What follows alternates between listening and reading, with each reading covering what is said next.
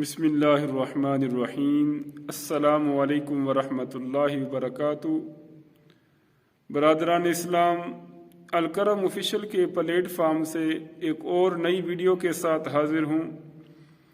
آج کی اس ویڈیو میں اپنے ویورز کے ساتھ رسول کریم صلی اللہ علیہ وآلہ وسلم کا ایک ایسا فرمان معظم شیئر کروں گا جس میں آپ علیہ الصلوۃ والسلام نے حضرت انسان کے لیے خوشخبری بیان فرمائی ہے۔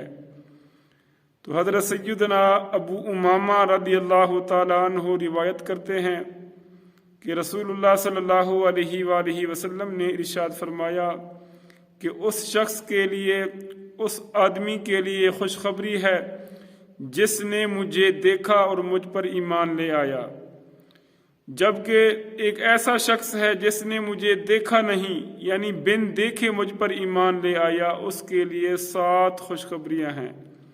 سبحان اللہ۔